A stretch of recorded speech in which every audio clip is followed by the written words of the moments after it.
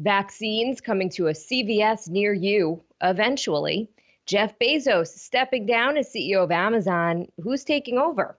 And remembering one of the heroes of the pandemic, Sir Tom Moore. Here's what you need to know.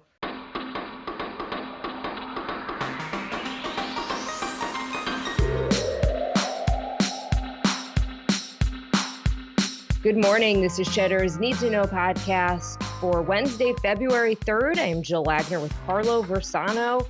Good morning, Carlo. Good morning, Jill. That little rodent saw his shadow yesterday. I knew it. I knew he would betray us like that. You're of course referring to Punxsutawney Phil, are you not? I am indeed referring to Punxsutawney Phil. You know, I watched the whole Groundhog event yesterday for the first time in many years. Have you watched that in a while? I've never watched it. I've never watched it more than just the 1 second. But I also happened to watch it yesterday because JD Durkin, our White House correspondent, posted it on social media. I mean, it is hands down the strangest tradition we have in this country. All these guys in like top hats and coats at this place called Gobbler's Knob, whispering to this little groundhog like he's some kind of all-seeing oracle. Look, I'm not knocking it, man. You know, you do you, Pennsylvania, but it is just straight up bizarre. Carlo, you're forgetting that most cities actually have their own version, though. In New York, we have one. I think it's a Staten Island. I think it's a groundhog from Staten Island. And didn't it like bite Mayor Bloomberg's hand or something many years ago? You're talking Bill de Blasio, our illustrious mayor. His first Groundhog Day, he dropped it and it died. He killed the Staten Island groundhog. Oh, I think that's a separate groundhog incident. I think that it additionally bit Mike Bloomberg's hand. But I didn't know that. I did not know that about de Blasio. More troubling. Yes. That's animal abuse. Yeah. Watch that video. Google de Blasio groundhog. It's hilarious. By the way, if you've never seen groundhogs in the wild, we had at my in-laws' house where we were living for many months, they have tons of groundhogs in their backyard. And it's crazy because you're like, what is that? We were trying to figure out for a long time what it was. And then we realized, and they were so cute. They are pretty cute, I have to say. As far as like rodents go, they're pretty cute. All right, let's talk a little news. Not that the groundhog is not news. The federal government is going to start shipping vaccine doses directly to retail pharmacies next week, the first step in a process that could drastically increase the availability of shots sooner or later. The initial shipments for 1 million doses. CVS says it's going to get 250,000 and start vaccinations at 300 of its stores immediately. An independent peer-reviewed analysis, meanwhile, of Russia's Sputnik 5 vaccine shows it is extremely effective. While no Americans are ever likely to get it, the shot's already going out to countries around the world. Meanwhile, more than 100,000 people in the United States have now died of COVID this year. January was actually the deadliest month so far of the pandemic. Here's hoping that's the worst that we're going to see in terms of monthly tolls. Knock on wood over here. I upset some of our Floridian listeners yesterday, so let me apologize here.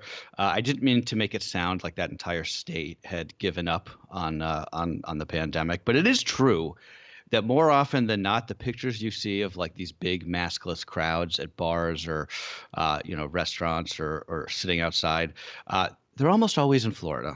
Usually Miami, though often Los Angeles too. I'm just saying, I appreciate that it's not everybody, but there is something to it. So you're kind of backtracking, but you're not. Yeah, that's what we're getting. No, I have. Well, it's like a half apology. The important point. Yeah, that was a real politician's apology there, right? No, the important point. Actually, Florida's not doing that badly. So whatever they're doing, who am I to judge? As Pope Francis said, right? And their vaccines, they had them out quicker than, at least anecdotally. I mean, all this is anecdotally, right? The data is so skewed everywhere that it's hard to even get an idea of what's going on. Right. Okay, back to and they're partying here too, by the way. I mean, just for the record, my brother's next door neighbor has like these massive some sort of weird adult parties in their apartment like every weekend. So it ain't just Florida. I appreciate that, right? There's plenty of people who have completely, given up here. Listen, if everybody was following the guidelines, right, and kind of doing what we're doing, COVID would be pretty much at point oh something. It would still exist, but in a very minimal way. So people are people are not necessarily following the rules, given the fact that this pandemic is still out of control. And it affects everybody, unfortunately. But okay, back to the Sputnik vaccine, a couple things. Russia now testing a Sputnik Light. Okay, that's what they're calling it, which is one shot of the vaccine instead of two. Right now, their Sputnik shot is two shots. It's kind of how Moderna and Pfizer are. So this is an acknowledgement that the infection rate in Russia is just so incredibly high. And the theory is it would be better to have more people with some type of immunity as opposed to fewer people with total immunity, or whatever the percentage of efficacy their Sputnik is. And I think, again, as we were talking about earlier this week, I think it's something that we're going to be looking at here as well, with a lot of scientists saying it's time to call an audible on our vaccine strategy and just get at least one shot in as many arms as possible while these new variants are floating around.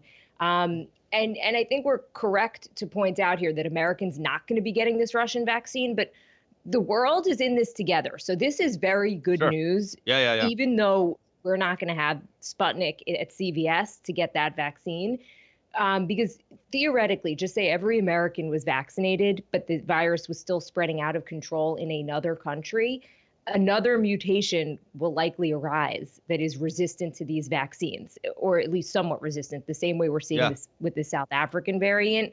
And it's inevitably going to make its way here.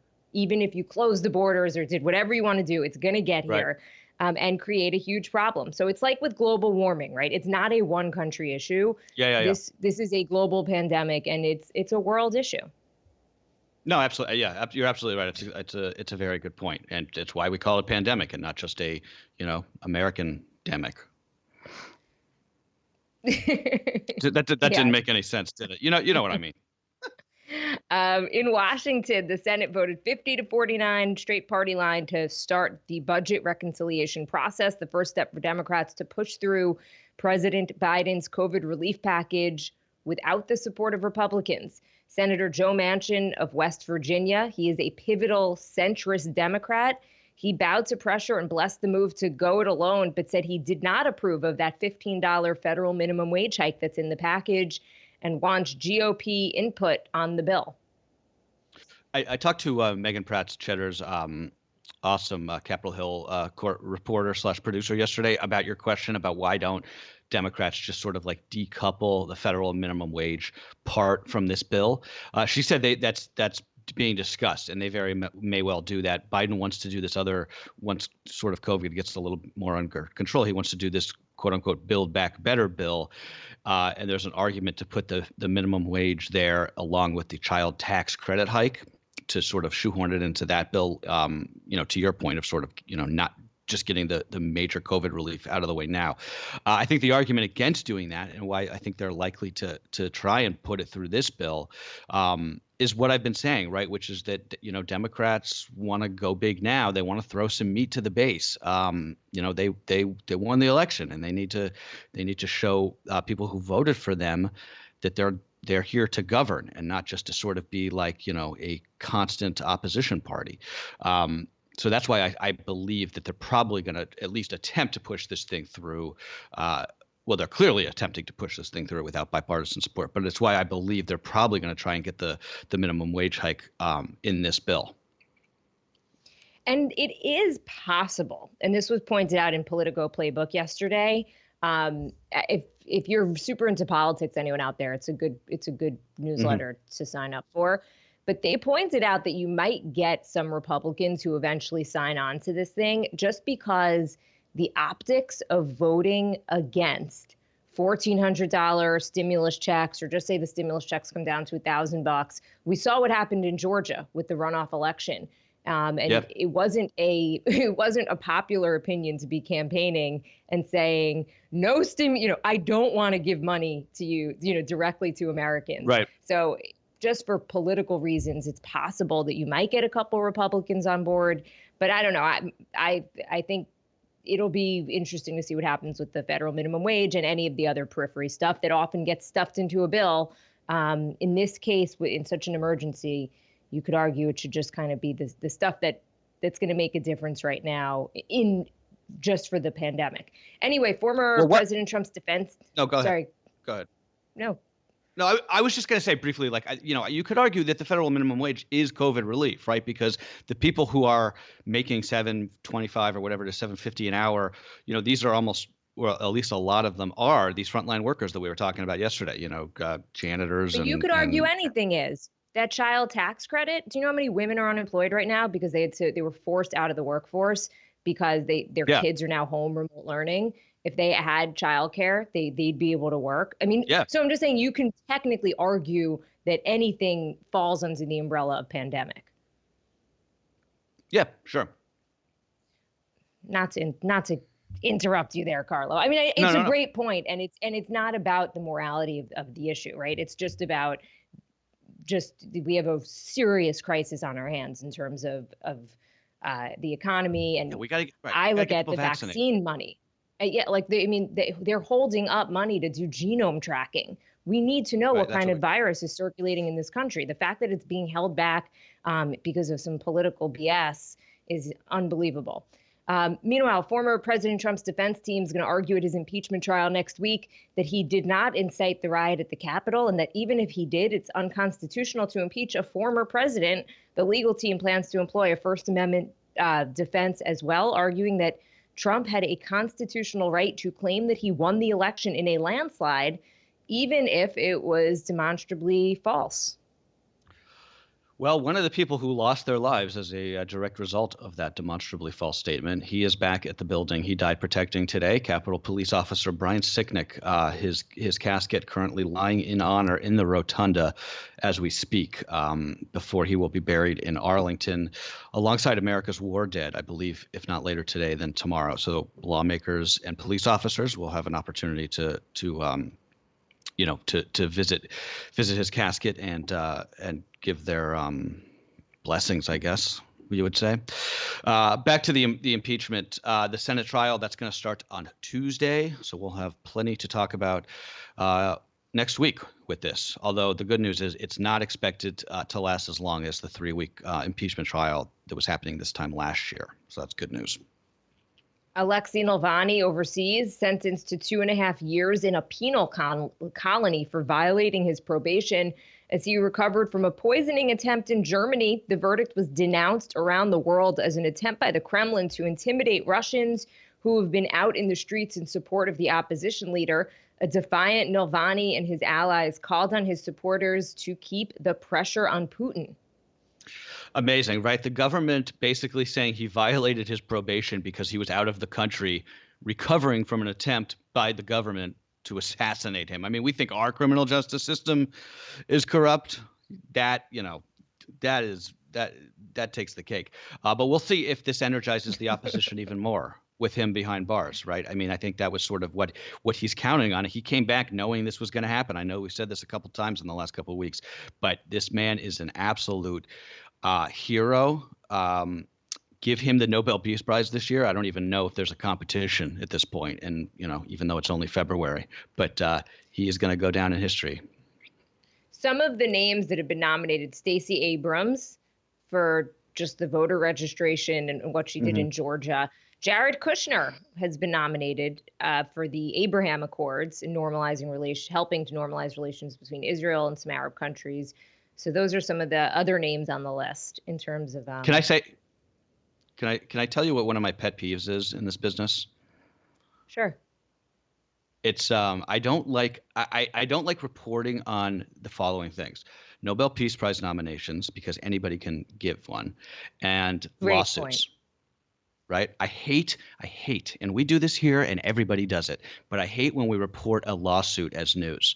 It's news if you settle a lawsuit, maybe, or if there's something particularly interesting about the lawsuit, maybe. But anybody can sue anybody. It's not just news because you decide to sue somebody. I'm just throwing that out there. I know that has nothing to do with what we're talking about. Yeah, I mean, because it then clouds the jury pool, by the way. It Yes, also, and exactly. that's not just also any criminal stuff too, right?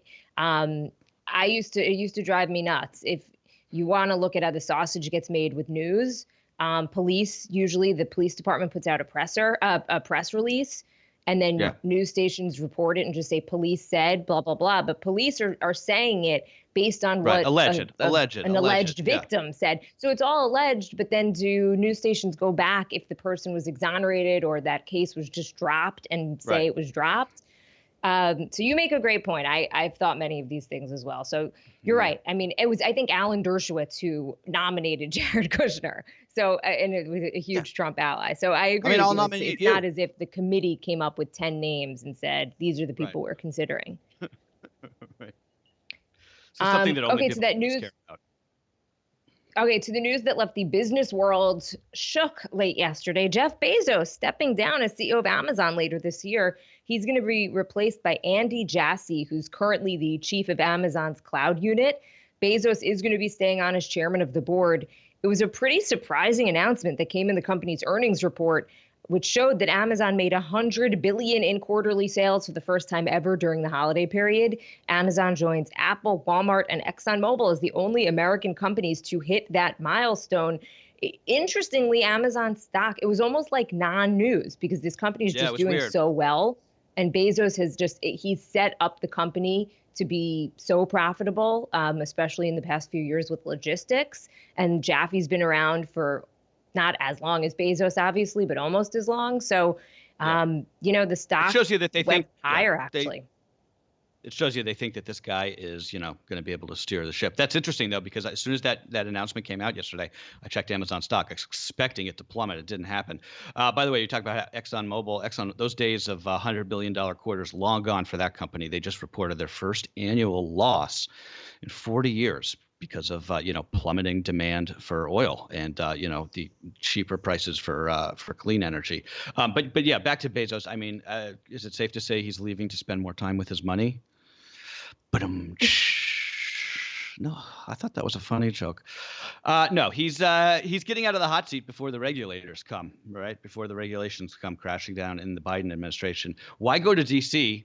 and sit for hours in front of a bunch of like preening senators having to answer, Lindsey Graham asking how drop shipping works when you can go buy an island or do whatever it is you do when you're worth, $1 trillion or whatever he's worth. So I say, yeah, good for him. I tend to think these guys are workaholics, though.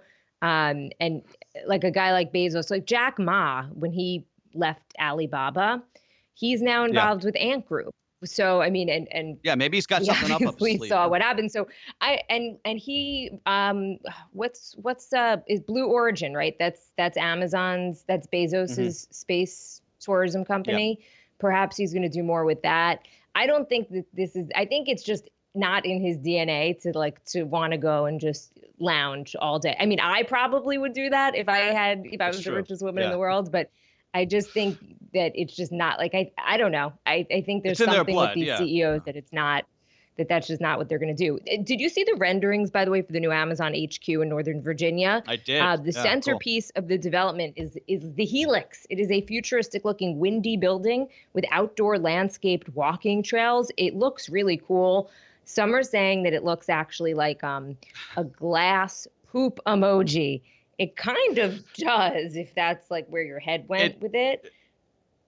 I'll tell you where my head went. So does anybody out there used to play SimCity, which was the world's greatest computer game? So back in the day before I discovered girls and drinking and partying, back when I was just a young lad, I would just spend hours in my room playing SimCity. And one of the buildings that you could get is this like big biodome looking thing, and it looks exactly like the Amazon rendering. So we're living in the future. We're living in SimCity, if you were wondering. But it actually, in all seriousness, it's a good sign that they're putting out this proposal, which means they want to get this thing built. And it's a sign that you've got companies like Amazon thinking that people are going to be back in the office, at least in some form or another, right? They wouldn't be spending billions of dollars to build a big, fancy, futuristic-looking campus if they thought people were going to be working from home forever. Yeah, I mean, and it had me just thinking, I wonder if New York politicians like Alexandria Ocasio-Cortez and some of the other politicians that were really against Amazon building its HQ2 in Queens and Long Island City. I wonder if there's any regret about that, that they forced Amazon out of it. Just given what's happening right now with New York City's economy, and you see a building like this, and what would that do, right? If that was being built right now in Long Island City, what would that do for jobs and spurring the economy and getting the real estate market, which has been good, but not necessarily in the city. But I know the argument was that New York was giving the company way too many tax breaks, Right. and that Amazon was bringing just low-paying jobs. I have to tell you, my cousin is actually he works in an Amazon warehouse on the West Coast. He makes good money, has great benefits, and has Amazon stock. I mean, he's thrilled. So Yeah. those are the types of jobs that they would be bringing, and those are the types of jobs that the politicians were kind of thumbing their nose at. So that sounds pretty good.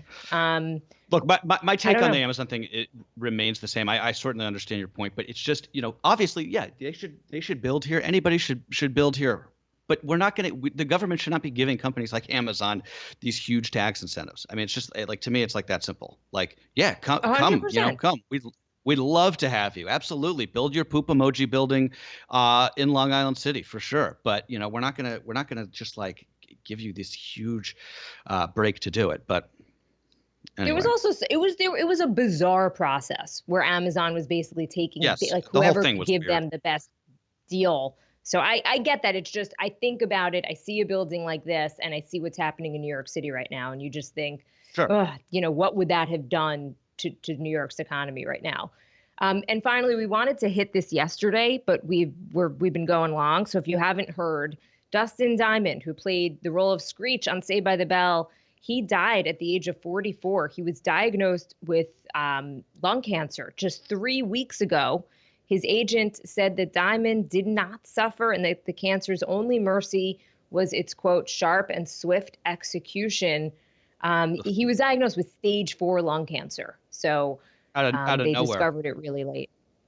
Yeah, out of nowhere. So incredibly sad. I never watched Saved by the Bell, but just as a testament to how iconic it was, especially for people in our sort of like age cohort, and his role in particular. My best friend in college, his pledge name when we were in a fraternity was Screech, just because he had this like big mane of curly hair.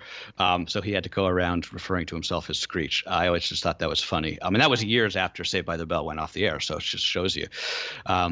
How much it permeated the culture. Also, and this is sort of a hard turn here before we go, because these guys didn't really have much in common, but I do want to make a note of Captain Sir Tom Moore, the British World War II veteran. You may have remembered he captured global attention last spring for his fundraising walks during the height of the first wave of the pandemic in the UK. Well, he has died. He died at age 100 after he contracted COVID-19. He was known in the British tabloids affectionately as Captain Tom. The Army vet raised $45 million for his country's hospital system, the NHS, just by walking those laps in his garden last year as that outbreak raged. I remember we covered it, and it was really heartening. Moore was, he was knighted by Queen Elizabeth. He was praised by everybody, Prince William among them, and really just adored around the world. He was one of these real symbols of determination and grit, right? What a life. Yeah, it's so incredibly sad. And when you think about, as you talked about, he fought in World War II, and then loses his life to this. And that's like, you see a lot of Holocaust survivors who made it this far and have lost their lives to COVID-19. So just tragic, as a vaccine is so within reach, right? He was, that's the tragic of the tragedy of this. I mean, all right, we're going to leave it there, Carlo. And just one thing on Screech that I wanted to mention, because I feel like we're going all over the place with this. But you would put this retweet in the newsletter yesterday. It was from Ryan Jackson, who writes for The Hollywood Reporter. And he said, everybody wanted to be Zach, referring to Zach Morris, but was really a Screech. So many of us wanted to be Zach, but we were really Screech. R.I.P. Dustin Diamond. So I think he was just so relatable because of his lovable awkwardness. Yeah. No other podcast is going to talk about Screech and Tom Moore. That's what you get here. A potpourri of news. Yes, that's what you need to know for Wednesday, February 3rd. Bye, guys.